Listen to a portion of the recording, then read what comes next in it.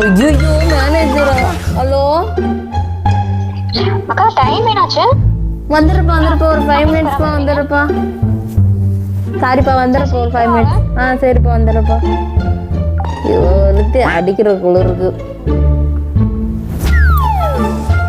பெரியவங்க நம்மனாலே குளிர் தாங்க முடியுதுங்க, குட்டி குழந்தைங்க எப்படி குளிர் தாங்குவாங்க? அதுக்கு தாங்க சொல்யூஷன் கொண்டு வந்திருக்கேன்.